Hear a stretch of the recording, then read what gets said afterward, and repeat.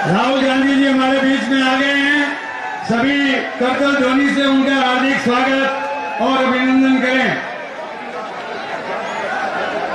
मैं सबसे पहले कांग्रेस के प्रदेश अध्यक्ष श्री गोविंद सिंह जी से आग्रह करता हूं कि वे माल्यार्पण कर राहुल गांधी जी का स्वागत करें।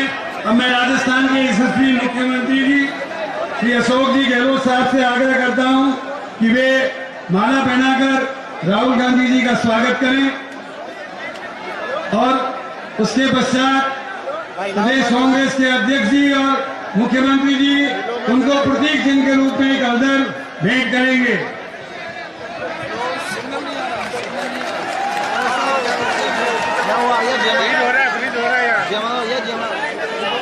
आप कर्तव्य देवी से उनका स्वागत करें। अब मैं प्रदेश कांग्रेस के अध्यक्ष श्री गोविंद सिंह जी डोटासरा से आग्रह करता हूं कि वे अपना उद्बोधन दें। श्री गोविंद सिंह जी डोटासरा। नहीं हुआ, यहाँ दिक्कत है, उनको बोलो रिमोट पे ले ले। राम राम साहब, हमारे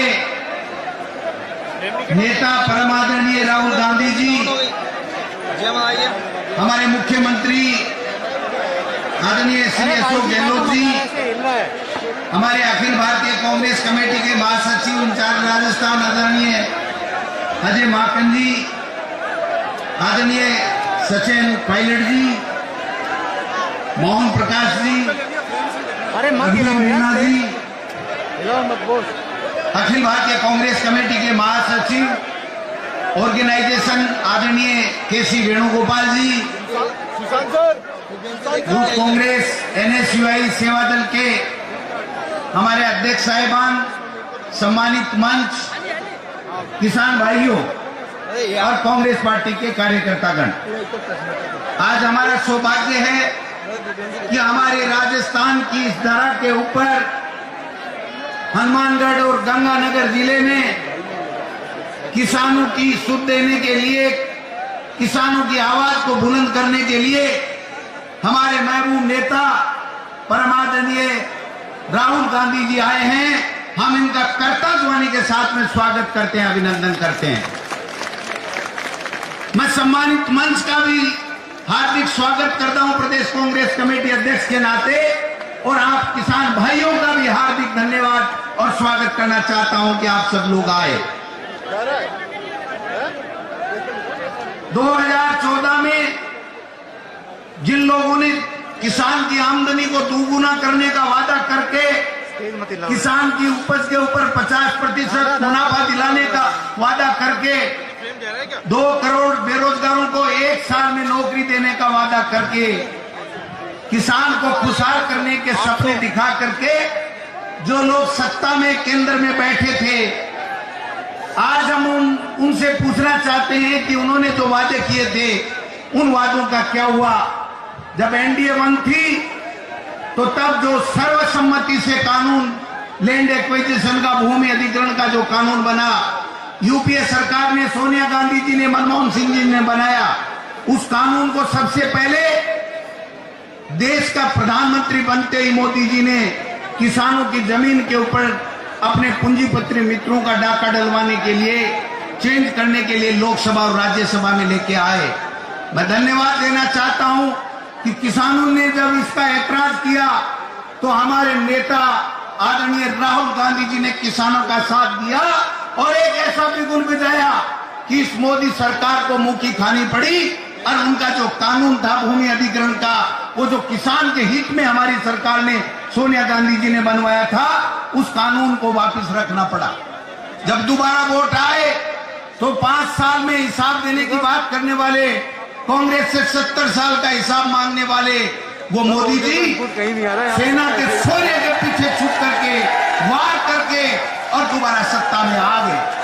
दोबारा जब सत्ता में आए, तेल बेचा, तेल कंपनियों को बेचने का काम किया, LIC को बेचा, रेल को बेचा, लेकिन राहुल जी, एक किसान इस मोदी जी से पूछना चाहता है कि अरे आपने तेल बेचा, हमने कोई परवाह नहीं की, आपने बीमा बेची, हमने कोई परवाह नहीं की, लेकिन आपने तो इस अन्नदाता के लिए आपने अन्नदाता को परेशान करने के लिए अपनी आत्मा बेच दी और इस आत्मा के कारण से आज ये 3 काले कानून लेकर के आए। ये गुपचुप में क्यों लेके आए? 3 साल पहले अडानी और अंबानी ने बड़े बड़े शोरूम कैसे बना लिए, गोदाम कैसे बना लिए, ये पूछना चाहते हैं। राहुल गांधी जी, ये राजस्थान का किसान है, ये अन्नदाता आपकी हुंकार के पीछे खड़ा मिलेगा। आप जिस तरीके से इस मोदी सरकार को घेरने का काम करते हो, मैं समझता हूं ये सारे पलक पावड़े बिछा करके आपका स्वागत करने के लिए आए हैं, आपसे कंधे से कंधा मिला करके बिगुल बजाने के लिए आए हैं। आज 100 दिन से जो किसान धरने के ऊपर बैठे हैं, मोदी जी उनको आतंकवादी कहते हैं, उनको चोर लुटेरे कहते हैं। ये चोर और लुटेरे नहीं है, ये देश के वो अन्नदाता हैं जिनके वोट से मोदी जी बने थे। लेकिन जो अन्नदाता के वोट से जो वजीर बना, आज वो नोटों वाले मित्रों का वजीर बनकर के रह गया है। ये राजस्थान के किसान भली भांति जानते हैं। इस धरा के ऊपर पहले जब बीजेपी का राज था तो राहुल जी गढ़साना में किसानों ने पानी मांगा, रावला में किसानों ने पानी मांगा और पानी पे भाजपा की सरकार ने गोलियां मारी थी। यहाँ कई लोग किसान शहीद हो गए थे।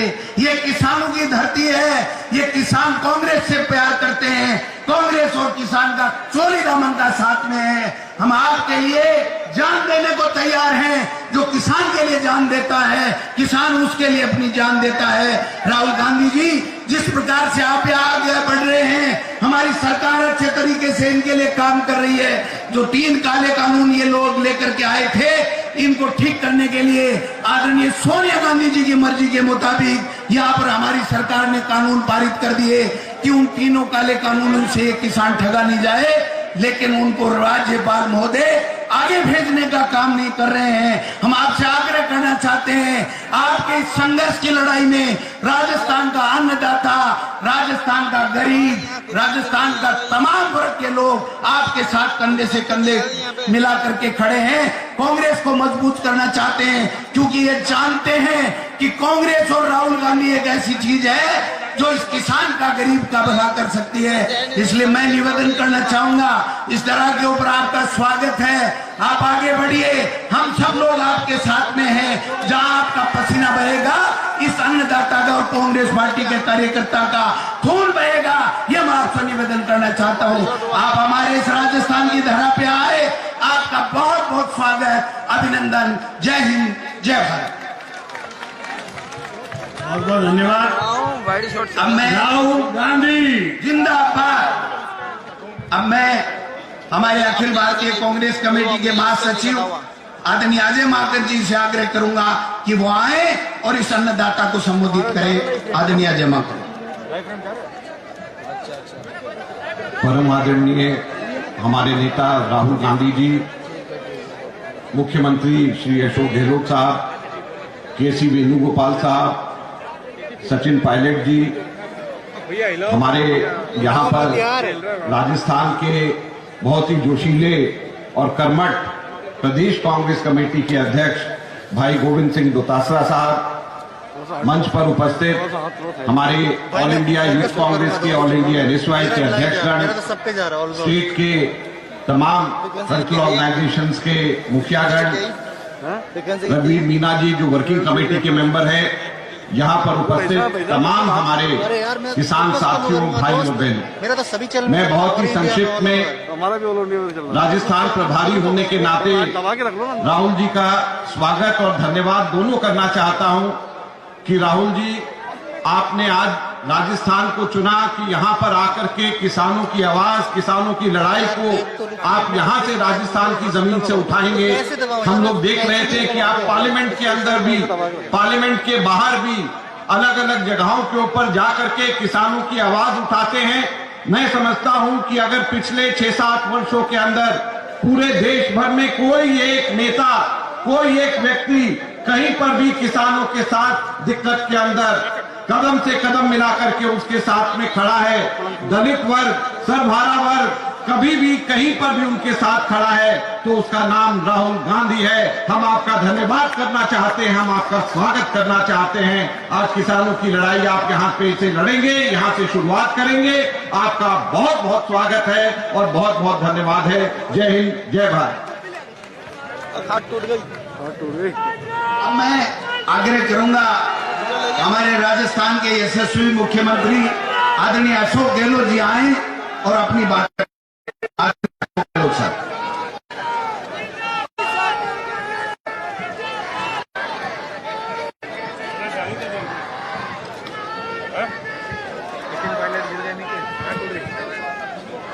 हमारे प्रमुख नेता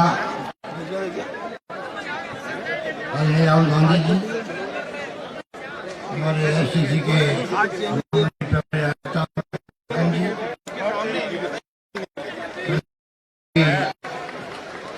और मेंबर पार्लियामेंट राजस्थान खाट टूटी थी। लोकसभा में वेणुगोपाल जी, प्रदेश कांग्रेस के अध्यक्ष गोविंद चौटाला जी, पूर्व अध्यक्ष सचिन पायलट जी, हमारे वरिष्ठ नेता विजय कल्ला जी, वहाँ से रिमोट पे ले लिया। वर्किंग कमेटी के मेंबर राजीव मीना जी, मेरा तो हाथ जाएगा। तमाम उपस्थित यहाँ यूथ कांग्रेस अध्यक्ष आए हैं दिल्ली से श्रीनिवास जी, अनिश अध्यक्ष कुंदन जी, गणेश बोगरा जी, प्रदेश युवा कांग्रेस अध्यक्ष अभिषेक चौधरी जी, प्रदेश एनएसयू के अध्यक्ष याना रिहाज जी, प्रदेश महिला कांग्रेस के अध्यक्षा मोहन प्रकाश जी और तमाम उपस्थित रमन मोदी जी, तमाम उपस्थित हमारे नेतागण, भाई और बहनों, नौजवान दोस्तों, मैं सबसे पहले अपनी ओर से आप सबको राजस्थान प्रदेश की जनता की ओर से हमारे नेता राहुल गांधी जी का हार्दिक स्वागत करता हूँ। मुझे खुशी है एक ऐसा व्यक्तित्व, ये आप देख रहे हैं कि जब से मोदी सरकार आई है, जो उनकी फासिस्टी सोच है, लोकतंत्र की हत्या कर रहे हैं, किसान हो, मजदूर हो, आम आदमी दुखी हो गया है, उनकी कथनी में करने में अंतर है। लंबे चौड़े भाषण देते रहते हैं, देशवासियों को संदेश देते हैं।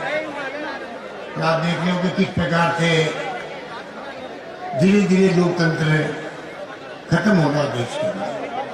वोटों का राज है जो कांग्रेस की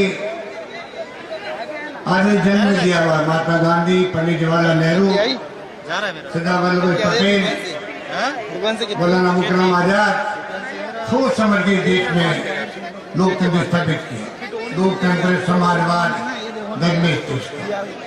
दुर्भाग्य से जो आज सरकार बैठे हुए लोग हैं, उनका कोई विश्वास नहीं है, ना लोकतंत्र में है, ना धर्मनिरपेक्षता में है, ना समाजवाद में। इसीलिए आज हम देख रहे हैं किस प्रकार से 70 दिन ज्यादा हो गए किसानों को इस भरी ठंड के अंदर। किसान लोग सीमा में बैठे हुए हैं, दिल्ली सीमा में बैठे हुए हैं। 100 से ज्यादा लोग मारे जा चुके किसान, तो सरकार को पड़ रही है। इतनी संवेदनशील सरकार हमने कोई सोचा भी नहीं होगा देश में अंदर वो लोग आएंगे जो इस प्रकार व्यवहार करेंगे उनदाता के साथ। उनको किस प्रकार आतंकवादी, खालिस्तानी, आंदोलन जीवी, पता नहीं क्या क्या शब्दों से प्रयोग करते हैं, पार्लियामेंट के अंदर भी और पार्लियामेंट के बाहर भी। ये प्रधानमंत्री की गरिमा के खिलाफ इस प्रकार के वक्तव्य देना प्रधानमंत्री को शोभा नहीं देता है। तो देख रहे हो तमाशा पूरा मुल्क देख रहा है और धीरे धीरे समझ गया है कि नौटंकी चलने वाली नहीं, लंबी चलने। कितनी नौटंकी कर लो, झूठ बोल लो, बिना तथ्यों की बात कर लो। लोग याद करते हैं 14 में वादे क्या किए थे, काला धन लेके आएंगे, वादा भूल गए। क्या क्या करते, 2 करोड़ लोगों को रोजगार देंगे प्रतिवर्ष, अब डिमांड आती नहीं बात। बड़े बड़े आरोप लगाए थे यूपीए गवर्नमेंट पर।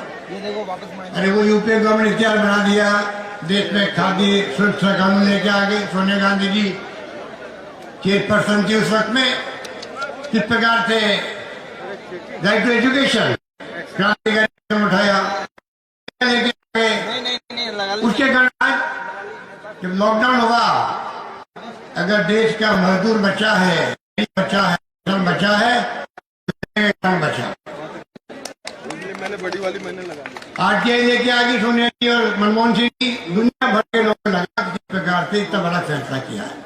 मैं कहना चाहूंगा, कहने को बहुत सारी बातें भी राहुल जी बोलेंगे, क्योंकि किसानों का भी अध्यक्ष जी बोल रहे थे बट्टा पालसौल में दलील सीढ़ी थी। राहुल जी ने कानून बदल रहे थे यूपी गवर्नमेंट का, लड़ी लड़ी गई, आखिर में सरकार को झुकना पड़ा, कानून वापस लेना पड़ा। वहां से लड़ी शुरू हुई है राहुल जी की इस सरकार के साथ में।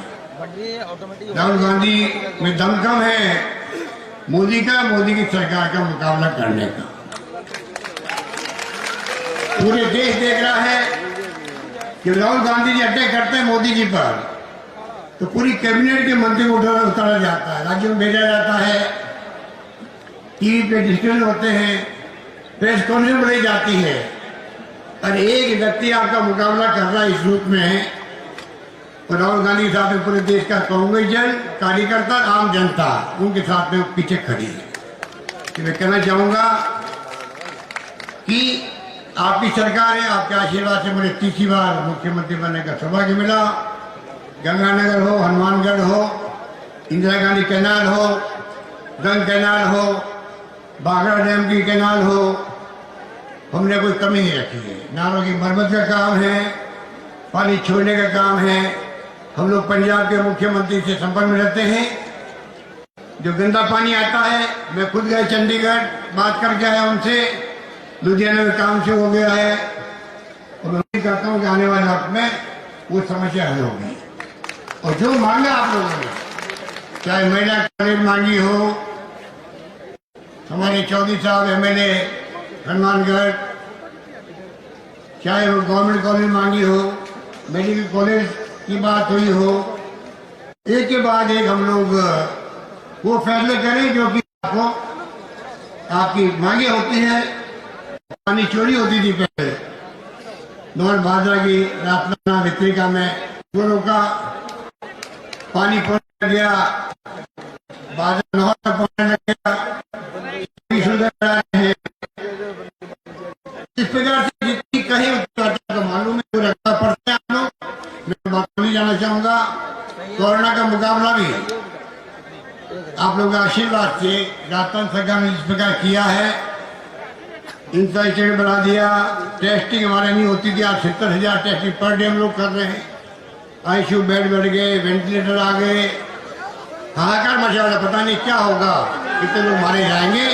तो आज मुझे कहते घर है राजस्थान का प्रबंधन कोरोना का, या देश हो या देश के बाहर के मुल्क हो, दुनिया के मुल्क हो, हमारे मॉडल भीलवाड़ा का हो, रामगंज का हो, हमारी अप्रोच हो, प्रोटोकॉल हो, कोरोना का बहुत शानदार तरीके से प्रबंधन किया गया है।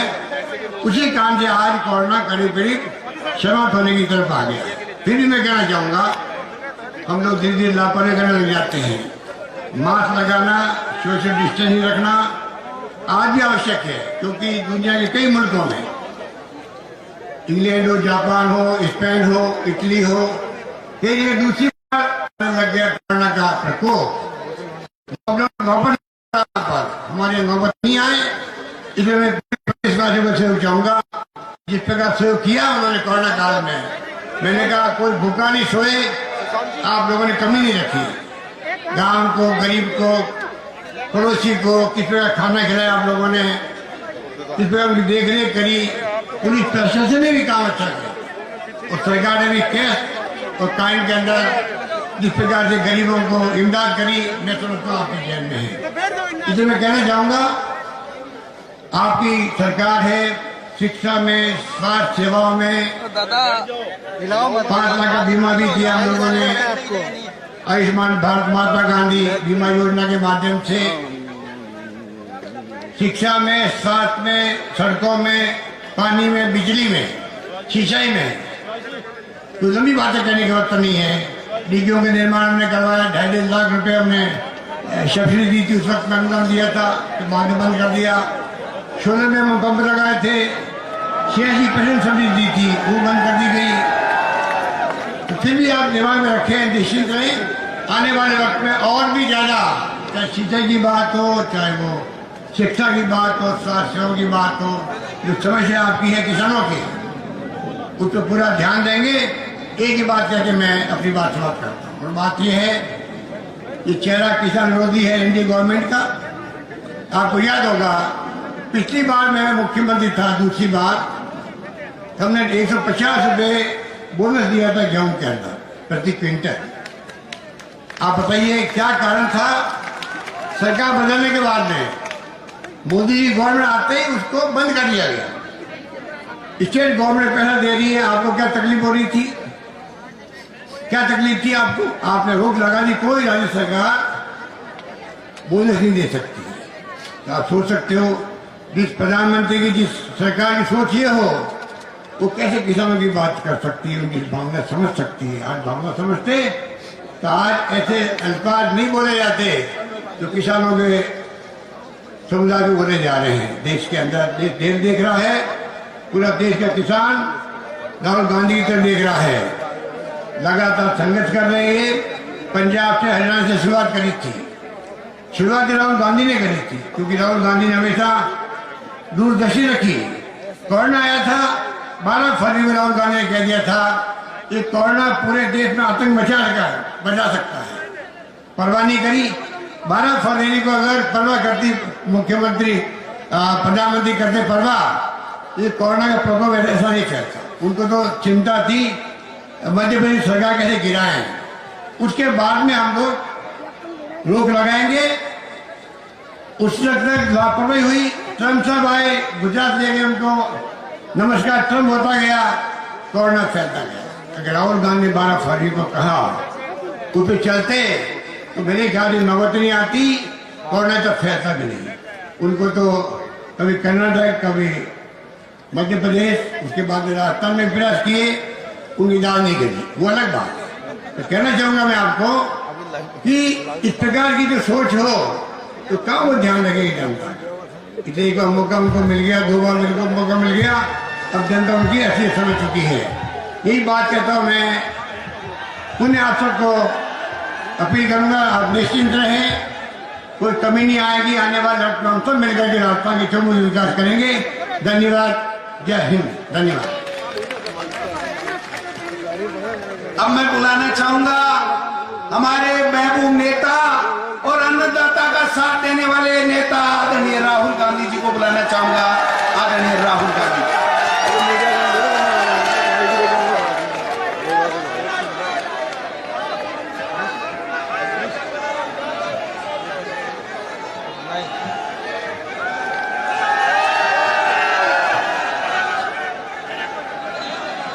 अजय माखन जी, अशोक गहलोत जी, गोविंद सिंह दोतासरा जी, केसी वेणुगोपाल जी, सचिन पायलट जी, रघुवीर सिंह मीना जी, स्टेज पे कांग्रेस पार्टी के सीनियर नेता, भाइयों और बहनों, किसानों, आप सबका यहां दिल से मैं स्वागत करता हूं।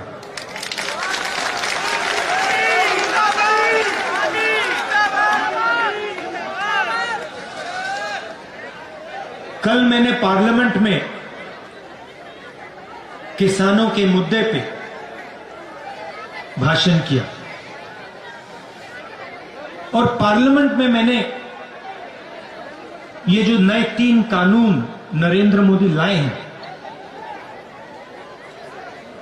इनका लक्ष्य, इनके पीछे सोच मैंने समझाया। आज भी मैं आपके लिए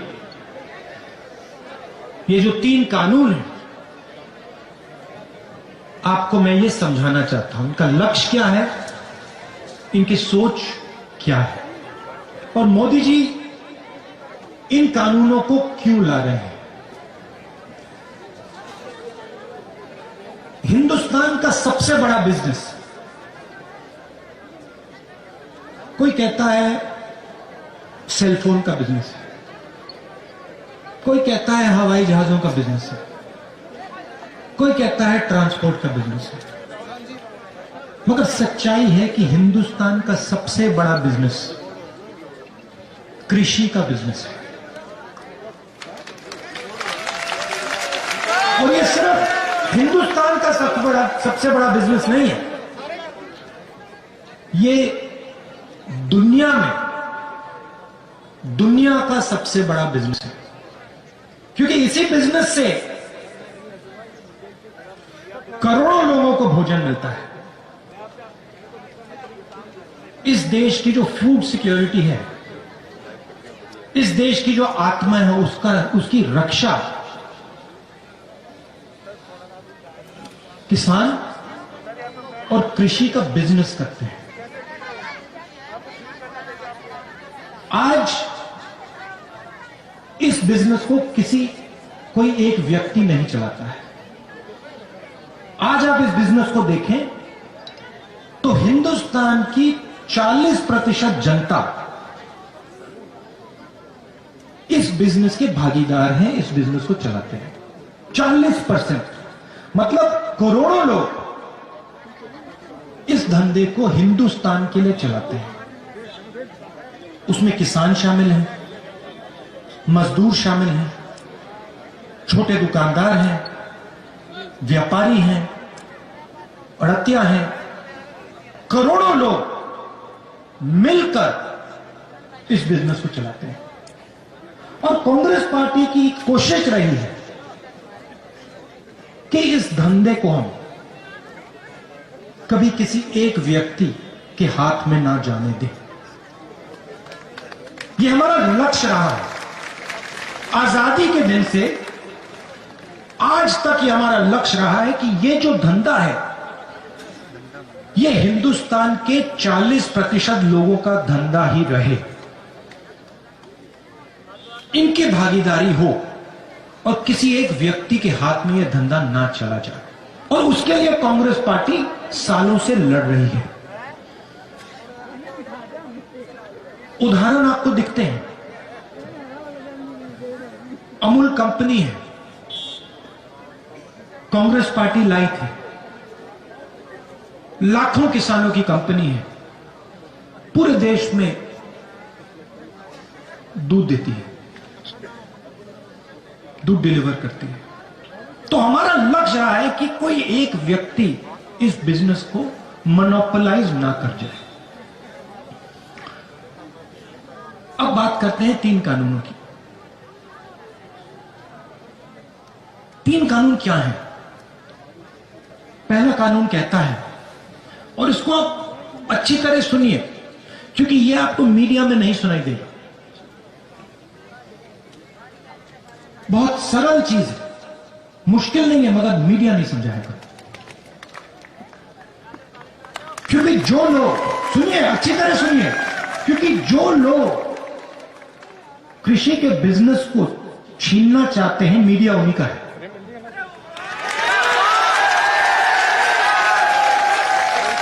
किससे छीनना चाहते हैं? किसान से, मजदूर से, छोटे व्यापारी से, दुकानदार से, इन सब से। 40% हिंदुस्तान से। पहला कानून कहता है, कोई भी बड़ा बिजनेस देश में कहीं भी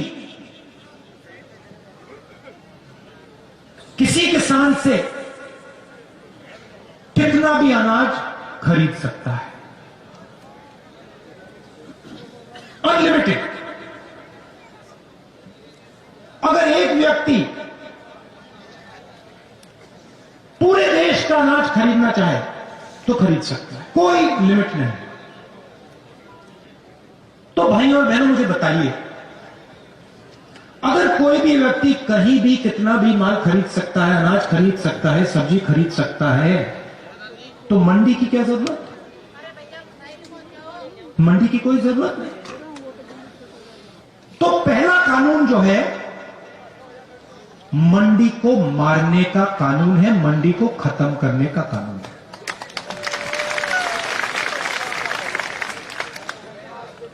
दूसरा कानून कहता है कि कोई भी उद्योगपति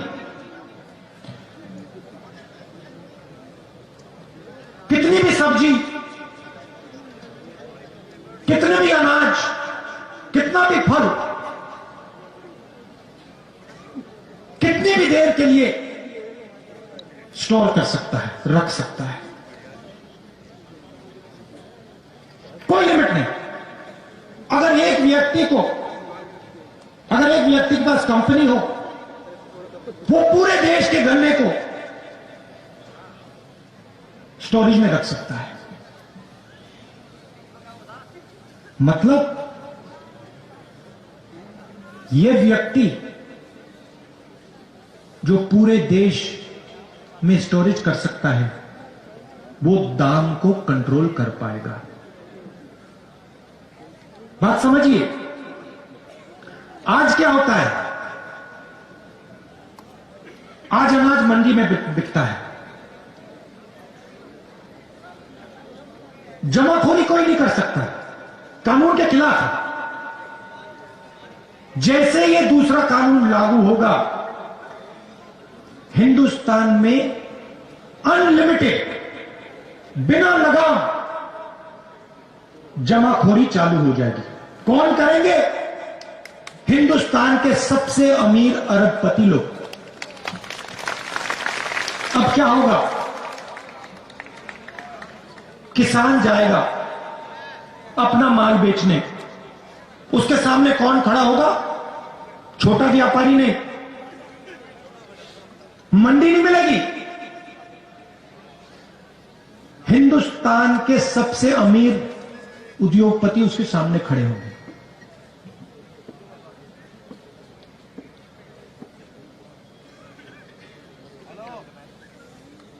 तीसरा कानून कहता है कि जब हिंदुस्तान का किसान उस उद्योगपति के सामने जाके खड़ा होगा और अपने अनाज के लिए, अपने फल के लिए, अपने सब्जी के लिए सही दाम मांगेगा, तो वो किसान अदालत में नहीं जा सकता। पहला कानून मंडी को मारने का, दूसरा कानून एसेंशियल कमोडिटीज एक्ट को खत्म करने का और जमाखोरी चालू करने का, और तीसरा कानून किसान के हाथ से न्याय छीनने का। ये है 3 कानून। लक्ष्य क्या है? लक्ष्य है कि ये जो 40% हिंदुस्तान की जनता का धंधा है, ये सिर्फ 2-3 लोगों के हाथ में चला जाए। एक ही कंपनी पूरे देश का अनाज बेचे,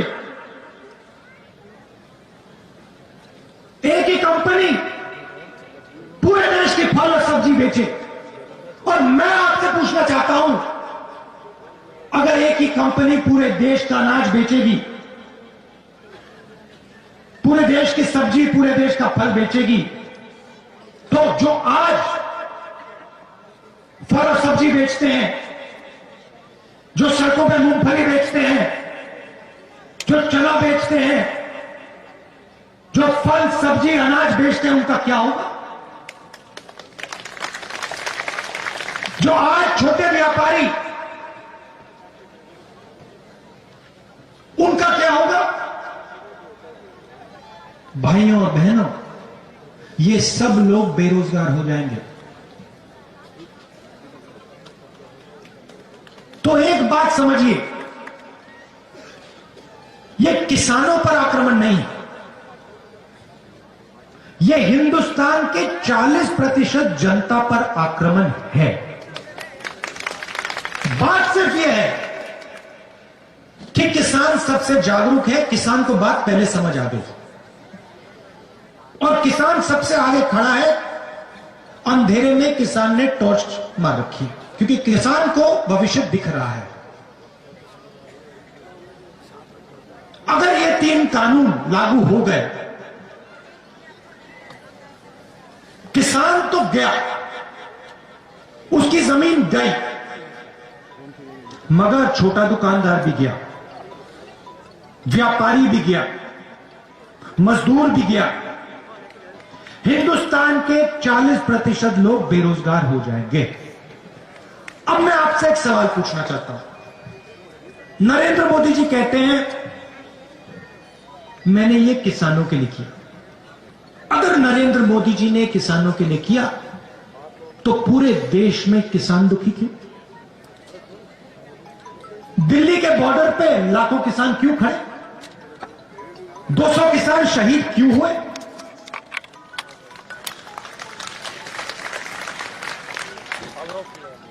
तो ये किसानों के लिए तो नहीं किया, ना ये छोटे दुकानदारों के लिए किया, ना ये मजदूरों के लिए किया।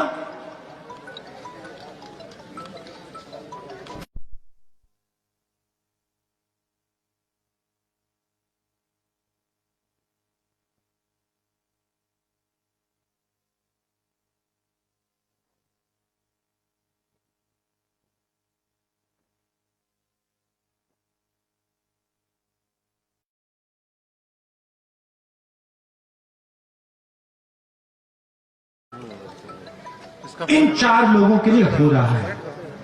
और ये बात आज नहीं शुरू हुई।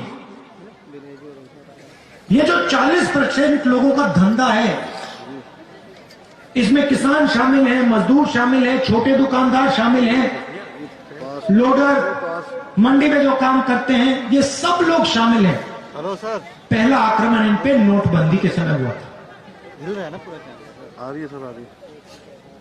ऐसे क्या पूरा फ्रेम? नोटबंदी में नरेंद्र मोदी जी ने क्या किया? गरीबों के घर से पैसा निकाला।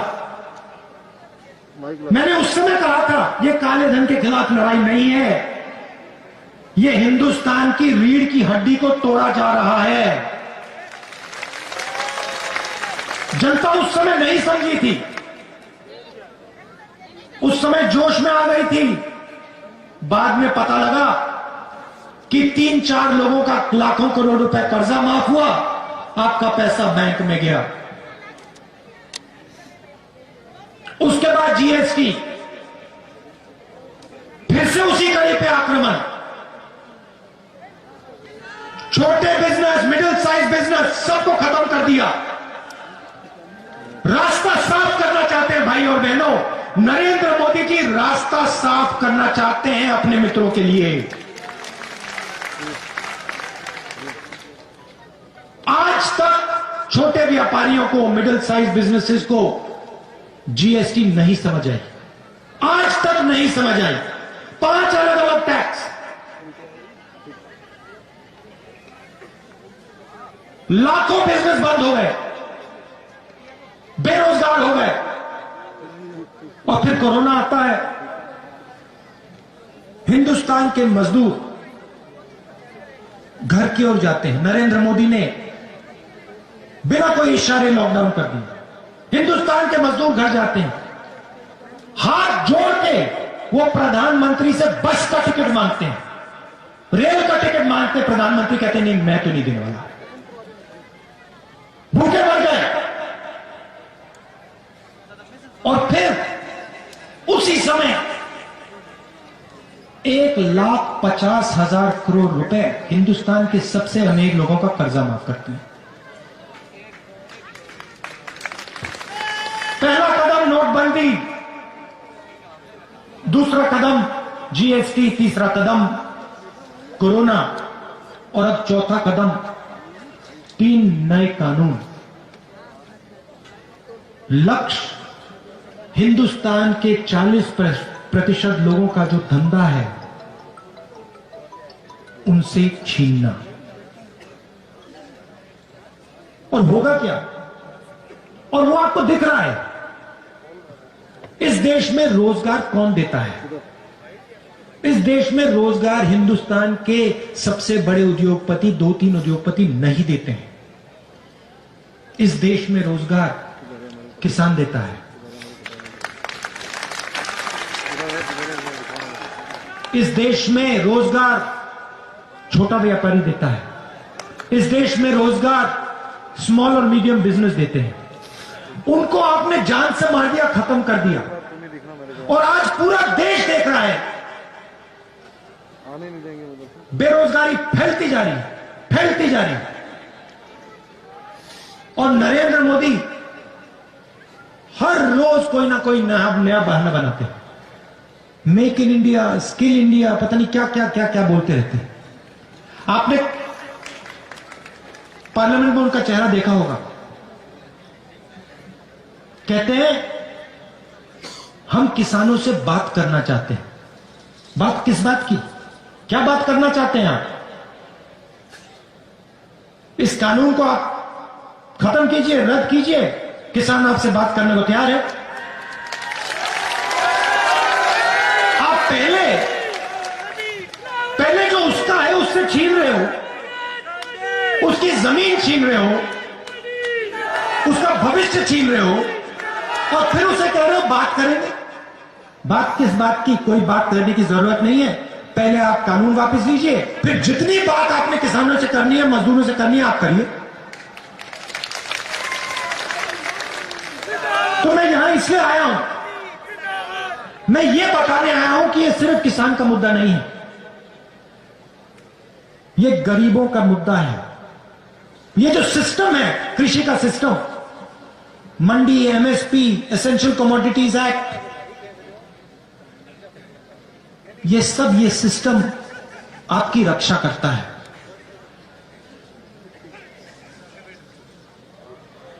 इस ढांचे को नरेंद्र मोदी तोड़ने की कोशिश कर रहे हैं।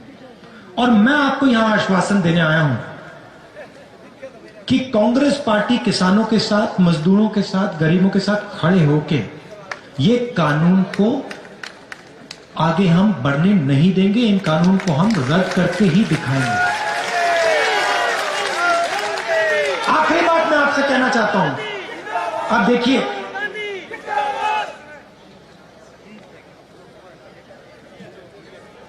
चाइना हिंदुस्तान की जमीन के अंदर आया। हजारों किलोमीटर जमीन चीन की सेना ने हिंदुस्तान से छीनी। हमारे जवानों को शहीद किया।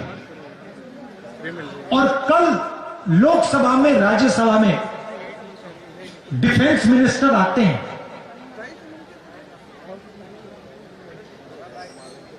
और कहते हैं कि समझौता हो गया। और समझौता किस बात का हुआ? समझौता यह हुआ कि नरेंद्र मोदी जी की सरकार ने हिंदुस्तान की पवित्र जमीन चाइना को पकड़ा दी। पैंगोंग लेक में हिंदुस्तान का पोस्ट फिंगर 4 पे होता था। चाइना ने अपनी सेना को अंदर डाला। समझौता नरेंद्र मोदी जी ने यह कहा है कि हम अब फिंगर 3 पे अपना पोस्ट लगाएंगे। मतलब फिंगर 4 और फिंगर 3 के बीच जो जमीन थी, जो हमारी पवित्र जमीन है, वो नरेंद्र मोदी जी ने चाइना को हमेशा के लिए दे दी है।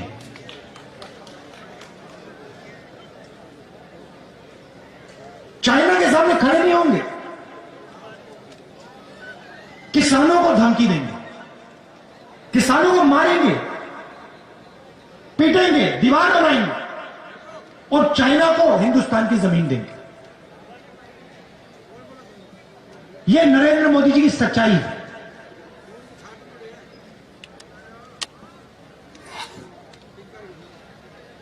बस एक गलतफहमी है नरेंद्र मोदी, वो हिंदुस्तान के किसान की, मजदूर की शक्ति नहीं जानते, उसको पहचानते नहीं,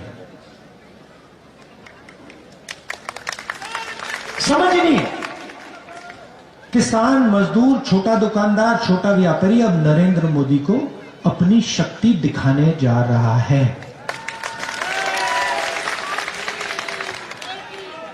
आप सब दूर दूर से आए, इसके लिए दिल से मैं आपका धन्यवाद करता हूं। नमस्कार, जय हिंद।